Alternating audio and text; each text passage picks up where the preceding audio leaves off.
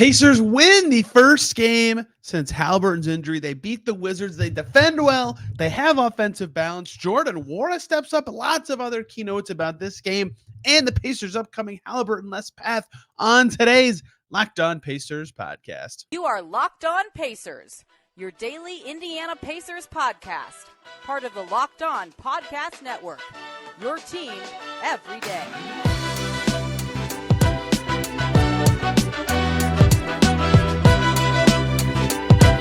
Happy Thursday, y'all, and welcome into another edition of the Locked On Pacers podcast, where we, of course, talk about the Indiana Pacers. As always, my name's Tony East. I cover the team for Forbes and SI, and today, talking about a win, which it's the Wizards. They kind of stink, but Tyrese Haliburton not playing the first game of that temporary era for the Pacers. What changed? What looked good? What looked bad? What is there to watch for going forward? Plus, look, the Wizards smoked the Pacers last month in a game Haliburton played.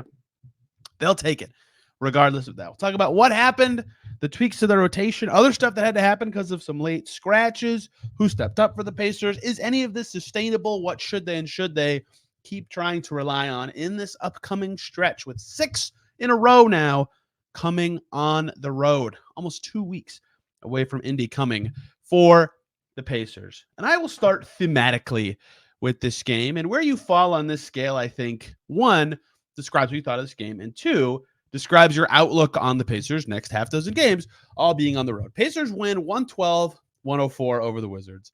A lot of moments where this was an ugly game. I think with 2 minutes to go in the half, or 2.5 minutes-ish, the Wizards were shooting 36.6% from the field, and that was a better percentage than the Pacers were shooting. It was not pretty in the first half. The Pacers found a groove in the third, a good one, and that was enough for them to roll because every other quarter was within 1, 2, or 3 points, except for the third where the Pacers absolutely dominated. So the way I would thematically zoom out from this game, and maybe this is a lazy-ish way to do it, is on one hand, I think the Pacers would say, we did not play well and we won. And I think they'd be right to say that, right? Again, outside of that third quarter, their offense they didn't have Tyrese Haliburton, but 23 points in the first, 23 points in the fourth. In the second and third, they scored 66 combined. So those were much better, but they did not play well in the first and fourth quarter, especially offensively. And you could say, well, they stunk in Minnesota and Boston without Tyrese Haliburton, and that's accurate, but they scored 144 in Miami without him. So one line of thinking is the Pacers won and did not play well. That should be encouraging, right? If they start to play better with this group and look like they did in Miami, maybe they can look better without Tyrese Haliburton. On the other hand, you could simply just stop at they didn't play well, right? They had 2 miserable quarters in this game. They had some clunky moments. They were throwing the ball all over the gym. They took them, 22 minutes to get their shooting percentage over 40, right? They didn't play well, and they happened to be playing the Wizards, and they did lose to the Wizards earlier, but it helped that they were playing the Wizards. How you feel on that scale, I think, kind of defines what you'll think about their stretch without Haliburton. I'm kind of in the middle because we have the Miami game. I said I thought they'd be better than last year without him, even though I still said thought they'd be under 500. And I thought their successes were legitimately repeatable things, especially in that third quarter, despite their clunky game. But they did not play well, right? They had some things that I think are good, and they had some things go their way that I don't necessarily think are sustainable. So what happened in this game? How did they do this? I think the number you'll point to as a Pacers fan, if you're the Pacers, and say, this is why we feel good about what we did and how we can build this going forward. It's the 104 scored by the Wizards. Yes, I hear you all saying, it's the Wizards. And I agree. The same Wizards scored 137 on the Pacers less than a month ago, 26 days ago, right? And I get that the Pacers' defensive focus is different now than it was then, but still, they do not get the benefit of the doubt of opponent quality anymore with some of the losses, including Washington and Portland and Charlotte and Chicago when they weren't good yet, and Toronto when they weren't good yet. This season, I don't have to go down the whole list, although I just did. They don't get that benefit. So 104 is great. That's tied for the fewest points the Pacers have allowed in a game this season. They had it. They had it at 102, and with the shot clock off, the Pacers didn't try on their offensive possession, and then Denny Avdija hit a layup for some reason, and then the Wizards didn't even foul, so they weren't trying to win anymore, but Denny Avdija still hit a layup. So it ruined the Pacers calling it their best defensive performance numbers-wise of the season, but it was tied for the best, so good enough. I think that was reasonably good, right? Because Jordan Poole still did his thing. For some reason, he's just been tearing up the Pacers this year. And Tyus Jones looked solid enough, but Kuzma was off. But in general, right, this was my theory of concept for the starting lineup they would choose, and they still had to evolve from that, and we'll talk about that in a second. But they started Andrew Nembhard, and they leaned into defense as much as they could. Jalen Smith was out, so Obi Toppin started at the 4. But Nembhard, Nesmith, Brown gets you defense, and we know what Miles Turner can do on that end. Daniel Gafford did not have the greatest performance of his life in this game. He shot the ball well, but on offense, he was in the way quite a bit. Either way, that group defended well. And you can even just look at the lineup stats and say 18 and a half minutes for that starting 5 today. 47 points for the Pacers, 44 allowed in 18 and a half minutes. That's pretty good. So especially with Jalen Smith in for Toppin, you'd think that group can defend well. Again, caveats, they played the Wizards, but they stunk against the Wizards again last month. So I think they'll be happy with that. Their opponent's shot quality was pretty low. Their shot quality was pretty good, and their true shooting percentage was over 60 with that lineup. I think that was a successful thing that happened in this game, was their defense, and specifically their defense with that unit on the floor. I think that's something the Pacers can build off of, and they can have a defensive identity going forward. That said, I also am receptive to and agree with, and this was some chatter in the media rooms before the game. Do they need to significantly change their starting 5 without him to lean into more offense, right? Because until this third quarter, when that group started to play much better offensively, they stunk it up in the first half, right? They really, right at the beginning of the game, it was like, oh man, this was really brutal. They had 4 turnovers in like 2 minutes. They had 9 points in the first 6 minutes of the game, right? They barely got to 9. They were at 7 until right before it. They were really struggling to score at first. Hield and Mathurin come in a 15-9 game, and then immediately the Pacers get right back in it, and I think they tied it at 21. Yeah, like a couple minutes later, right? So the bench group has Hield, has McConnell, and has Mathurin. It is more offensive based, but the starters figured out some offensive stuff in the third quarter. Miles Turner played well on that end. Obi Toppin was making his shots. Bruce Brown made some nice plays getting into the paint. And the bench actually defended better than I thought. So in total, they got enough defense and squeezed enough juice out of this that I think they're going to stick with trying this defensive identity and style for the next couple weeks. But I understand if they could say, well, this group did not defend very well. Jalen Smith didn't play, so their bench unit, they went 10 deep. I'm imagining they're going to go 10 deep when they can. And Jarace Walker also didn't play. Huge bummer. He probably would have been in the rotation tonight. So their bench group was Mathurin, Hield, McConnell, Jackson, and Jordan Nwora. Credit to Jordan Nwora. We're going to talk about him because we don't get many chances to. He was really good. That group could score. Funnily enough, Mathurin and Hield combined 4 for 18 in this game, but they had good plus minuses because they could get into the paint, they could move the ball. Mathurin was rebounding and getting to the foul line. He took 8 free throws, right? So all that was significant still, even though they weren't hitting shots. Hield always provides spacing, even though if he's not doing anything in terms of makes. He's had a lot of offers recently. McConnell was great. Nwora was great. Jackson was great. And so you look at the second unit, Hield, Nwora, Jackson, Mathurin, McConnell. They hockey subbed it. That group played 13 minutes. That's a lot for a 5-man bench group. Speaks to the Pacers' depth. And in their 13 minutes, they were +5. So if you want to catch the gist of some groups, the starters were +3. The bench was +5. That accounts for 32 minutes of time, 31 minutes, of time for the Pacers. And they won by 8. And that group was +8. So the other 17 minutes of groups of mixing and matching were even, but they got enough out of the groups they had and the style they had. So what did we learn from this? I think that, one, their rotation they chose for this game at least worked and is something I bet they'll try again in Atlanta. Maybe Jalen Smith plays and it changes a little bit, but it worked a bit. And 2, their defense was successful and is perhaps something they can try to lean on. But they were playing the Wizards. 3, their balance was phenomenal. I think this was the key thing for them. We'll talk about it a little now and a little on the other side of the break. 7 guys in double figures without their lead creator. This is something Dave Strell and I talked about yesterday. It's not just losing Tyrese Haliburton, right? He makes everybody else better. So if you're the Pacers, how do you try to get guys back to that level offensively without him? Can you actually do it? Well, having 7 guys between 10 and 18 points will do it. Winning a game without a 20-point score, very unusual in the modern NBA. But the Pacers found a way to do it with that balance, and they had 9 from Nwora. So they were 1 away from 8 guys in double figures, with their two most off shooters being the only two who couldn't make it. Their balance was key. We'll talk about that in just a second here. But first, I have to talk to you guys about the lovely people over at PrizePicks, the largest daily fantasy sports platform in North America. It's simple. You pick more than or less than on 2 to 6 player stat projections and watch the winnings roll in. For example, Anthony Davis. Is he going to have more or less than 2 blocks? Or Damian Lillard, more or less than 4 3-pointers made? Those might not be the exact lines, but similar to that. And you can do that for 2 to 6 players and try to win. With basketball season and NFL overlapping right now for the playoffs, you can do their specials league, which is created for combo projections. For example, LeBron James and Travis Kelce at a 10.5 combo of 3-pointers made and receptions. Or you can play with some of PrizePicks' favorite players, like rapper Meek Miller, comedian Andrew Scholes.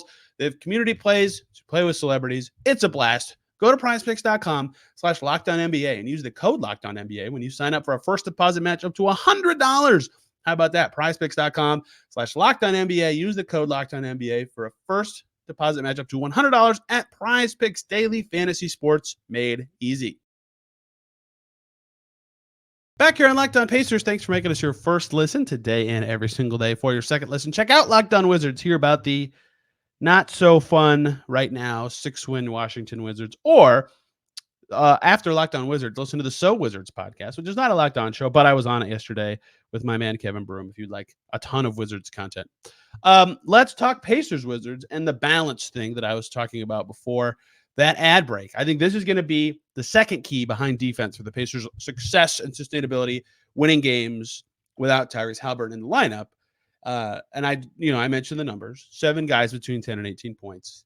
That was great. The number that actually strikes me the most when you look at this, at one point they had 27 made shots in this game, and 23 of them were assisted. As it finishes, 41 makes, 31 assists. Tyrese Haliburton usually, they lead the league in assists. They're the only team averaging over 30, but Haliburton's usually half of them, right? So I mean, they have good passers. Like, I don't want to say that without him, they're just lost in terms of shot creation.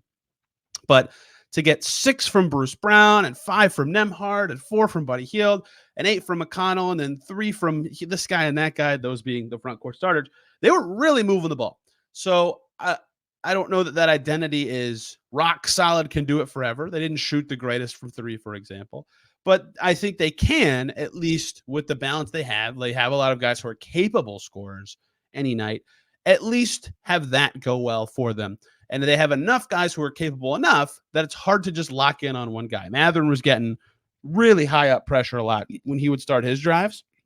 And that did help him get to the line some. But other than him, everybody was able to seize their space, able to move the ball, able to cut in a productive way. And so I think that is thing 2. The Pacers, they're not going to hold everybody to 104. In fact, they've only done it twice this season. But if they can defend well enough and they can pass like this and have this balance and ball movement where the ball's popping around and it doesn't really stick with anyone, I think that's going to be their blueprint for the wins they get with Haliburton out. Now, can they do this against everybody? A better defense? Probably not, right? Teams that don't let them have space to seize, for example, or a team that is better at understanding the mismatches or the switching. And, like in the third quarter, they were just dumping it into Miles Turner in the post, or a team that is more disciplined with the fouls. Like they got 22 for 24 from the line, was huge for the Pacers in this game. There's a lot of stuff that could flip and not make it so easy. But that is what I think is going to be key for them. It's those blueprint items, and they can shoot better along the way. They only took 25 threes. If you are looking for things that made Haliburton's absence very obvious, the 4 turnovers in like the first 2 minutes of the game, 25 3-point attempts. Not only does it create them for others with his passing and ability to move the ball, he shoots them, and a lot of them very easily. Those are the 2 numbers that stand out as the most obvious to me. They only finished with 13 turnovers. That's not too bad, but that really struck me. But they did still win. They had 2 things that I think are worth exploring and trying to figure out if they're sustainable. And I have a lot more I want to talk about from this game. I talked about the rotation, the balance, and the defense. This is something fascinating for the Pacers to me, is how they are trying to do that ball movement and play offensively when they don't have Tyrese Haliburton, right? So a striking thing about Tyrese Haliburton's skill level is he's a passer. He's a setup man. He's going to get the ball to his teammates and on the score. He's naturally pass first, right? And a lot of guys are. But when you think of like a lot of very productive passers or very productive assist men. They get to a lot of, drive into the paint, make a defense rotate, and find the right pass from there, whether that's a lob, a kick, whatever it is. Haliburton does some of that, right? Obviously, but his setups come from everywhere, right? Full court passes, over his shoulder stuff from, the wing. They're not so traditional. Even some other high volume guys are more traditional than him. And so, if you're going to get a lot of ball movement, a lot of assists, a lot of setting up others with passing without Tyrese Haliburton, no one can do that on the Pacers. Like McConnell occasionally has some whoa passes, and Bruce Brown had some good passes in this game. Bruce Brown did a lot of good stuff in this game. Like the blueprint for the why I think Bruce Brown is better than a lot of Pacers fans do is a 9 rebound, 6 assist game when his shot isn't particularly reliable. He was really good. But he was passing really well, but he can't do those wow passes like Tyrese Haliburton. Nobody on the Pacers can. That's part of what makes Tyrese Haliburton so amazing. So if they're going to move the ball really well and a lot and create open shots with passes, they have to rely stylistically on something else. And they can't. They tried to push the tempo. In fact, I think in the third quarter they were much better at that than they were in the first half. But I think a key part of getting as much quality passing as they can out of the available unit is drives. And I talk about drives being a valuable stat a lot, but especially so for a team that is looking for ways to create. And, I forget what game it was. Jeremiah Johnson does the halftime interviews with an assistant coach on the Valley Sports Indiana broadcast. And on one of them, it was Jenny Busick. And she was talking about how I think she was asked a question of what do you do to get the offense going in the second half? And she described this Pacers philosophy of paint to great. I've referenced that on this podcast a few times, where they feel like if they get into the paint, they touch it, and they play from there. If that forces the defense to rotate, or if there's an available pass in there, or even if they can just shoot. Anything from in the paint is a good start. Paint to great is the philosophy that she talked about. And drives are the way to get in the paint. Not everybody can just drive past the defender to get in the paint, right? If everybody could do it, everybody would do it. But the Pacers have a lot of capable guys. Andrew Nembhard with his strength and handling. Bruce Brown with his shiftiness. He looks smoother since his injury. Aaron Nesmith's got this new shot fake and drive. TJ McConnell obviously can. Buddy Hield had some drives this game. Mathurin can get by basically anybody, right? That's a lot of guys who can drive consistently. Is not always the case with those guys, but they can. So if you look at the Pacers on the season, they're fourth in the NBA in drives. OKC's first by a mile. And then it's Charlotte, Brooklyn, Indiana, New York, right? So a really good team, two pretty good teams, one mad team, and an awful team. It's not like drives are locked in, correlated with success. Two of the bottom three teams are the Lakers and Warriors, who kind of stink this year. But you can see how it helps some teams, especially the Thunder. And for the Pacers specifically, I've rambled too long about this. Drives are a way for them to create ways to pass and create opportunities for themselves without Tyrese Haliburton playing. So on the season, they averaged 55.2, like I said, drives per game. In the 3 games prior to tonight, it takes a while for the NBA to log all the drives and put them in. So I don't have them for tonight, but I watched the game. I can tell you that they were driving more. In the 3 games without Tyrese Haliburton this season, right? They played in Minnesota mid-December last month. They lost that game, but they had 72 drives. That's way above their season average. They played early December in Miami without Tyrese Haliburton. That game, they had 55 drives, right at their season average. And they were running ridiculously hot from 3 in that game. And they played in Boston really early November, their first game without Tyrese Haliburton. In that game, they had 65 drives, right? So on average in the 3 games without him prior to tonight, they clearly put an emphasis on let's get in the paint and play from there. That's how we can pass the ball, pretty well without Tyrese Haliburton. And you could tell that was a point again in this game. So much of the Wizards went zone at one point, right? And Bruce Brown tore that up. He was doing a good job in the middle of it.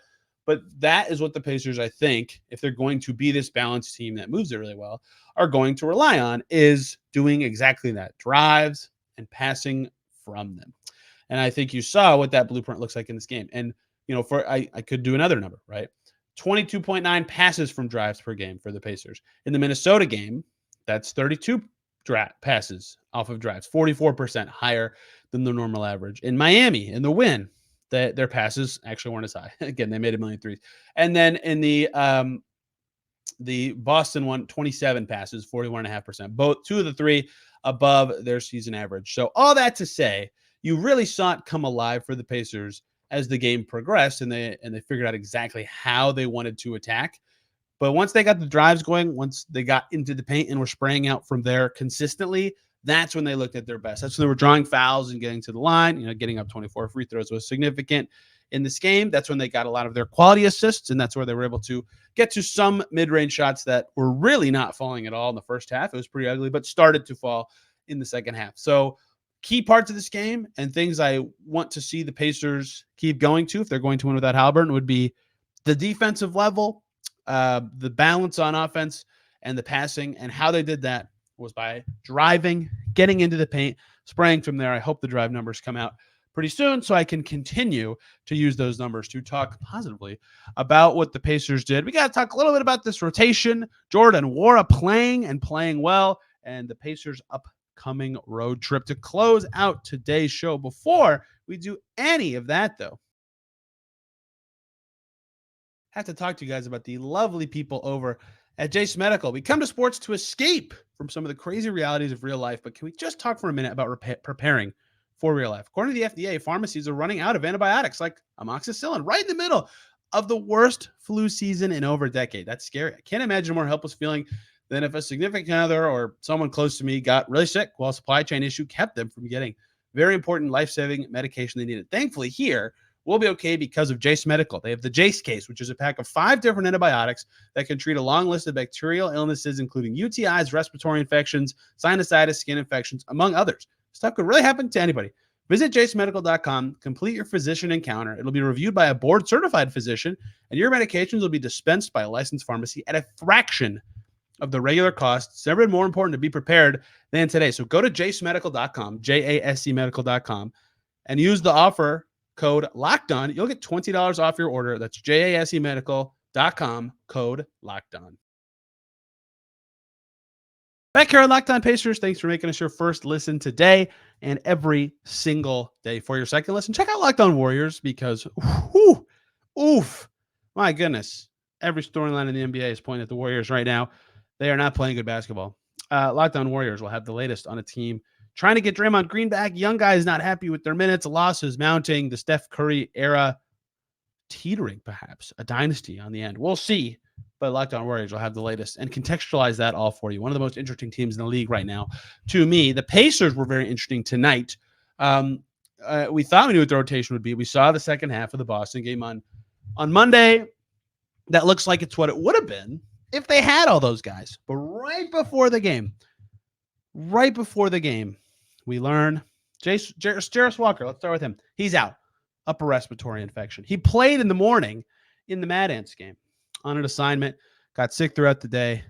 Couldn't go for the Pacers. Jalen Smith was at the Pacers walkthrough at their prep for the Wizards game. He keeps reaching for his back. His back's in pain, right? And he's going through everything. It seems like everything's good. And Rick Carlisle says, "Hey, go get that checked out. Let's go. Go to the med staff." The med staff works on it, and they find out, less than an hour before the game, or at least that's when it came to us. He's not playing. Jalen Smith's out. He's got back pain, right? So all of a sudden, there's no starting four, and there's no guy who you'd immediately want to fill in behind Obi Toppin. So they had a big change at those positions right before the game. We'll see if either of them are long-term things. I don't imagine that, but I don't know that. I did see Jalen Smith walking around at one point today. So my prediction for both is not long-term. We'll see. Either way, they had to make changes. I already talked about Obi Toppin starting. I think that makes sense against the Wizards. One, because his offense is nice against a crappy defense. He hit 3 threes. He got 7 rebounds. He had 3 assists, right? That is an Obi Toppin game for you. If he makes threes, which is not a skill that anyone expected him to have this season, but he's still at over 40% for the year. Grabbing rebounds, he's been great at that. And assists, only averaging 1.5 per game. Doing that, of course, adds to it. That's a great game for him. We already talked about that.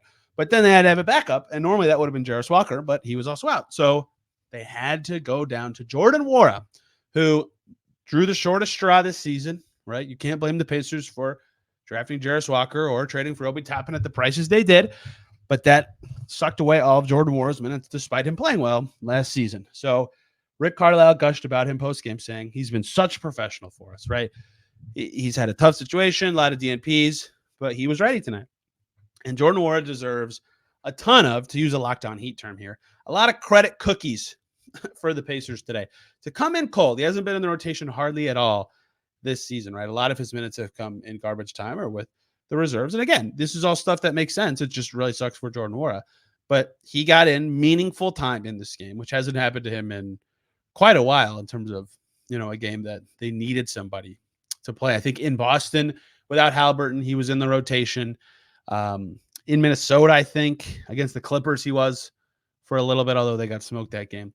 But this one, he really was all game, and he did a very good job. This was maybe his best complete performance of the season. He finished with 9 points. That's his second most of the year behind that Magic game where he was going crazy.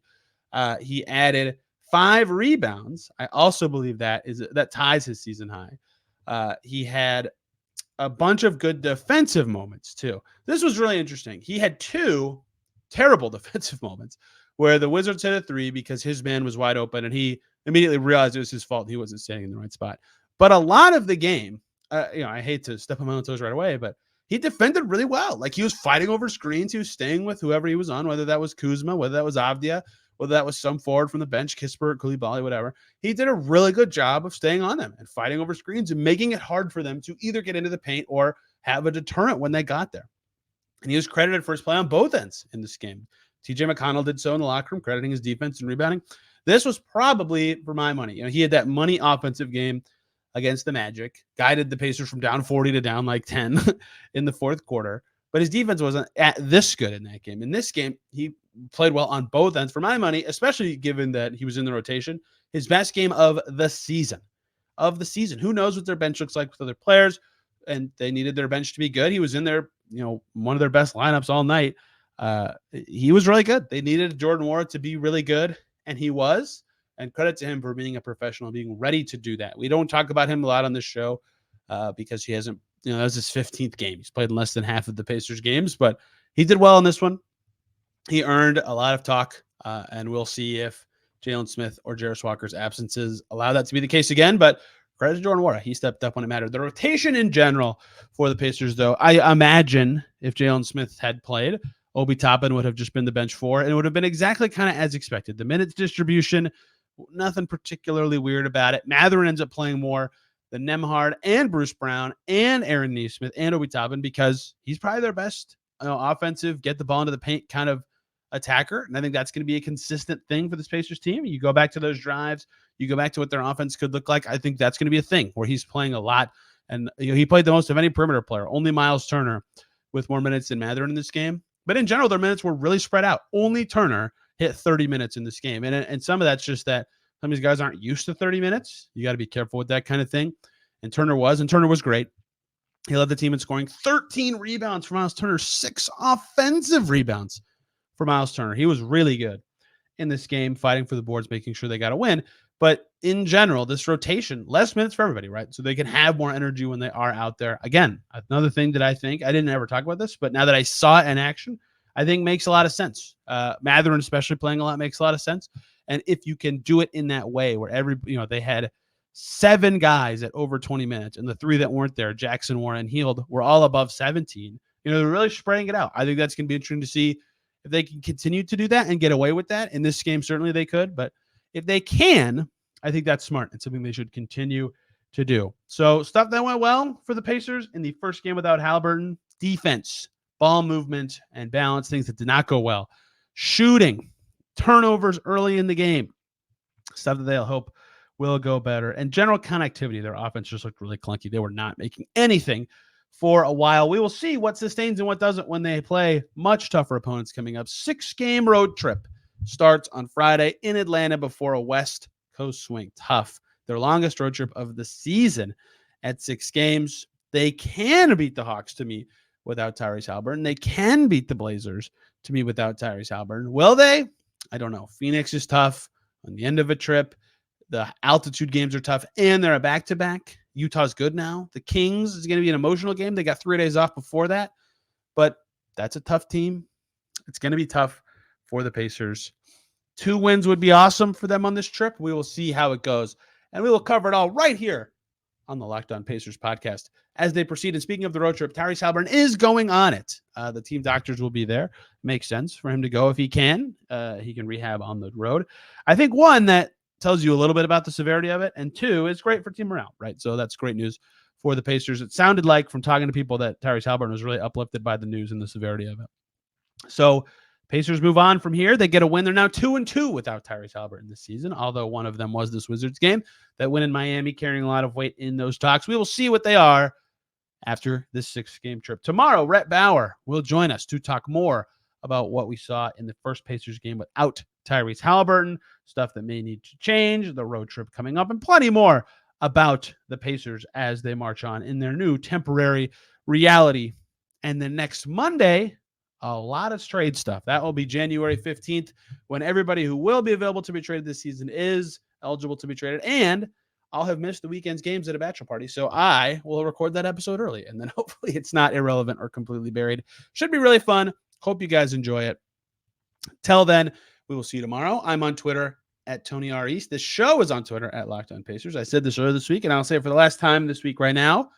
If you are listening on Apple, please give me a 5-star review if you like the show. That'd be really, really appreciated. You guys are the best. Thank you so much for listening. We'll be back tomorrow. Till then, everybody, have a fantastic day.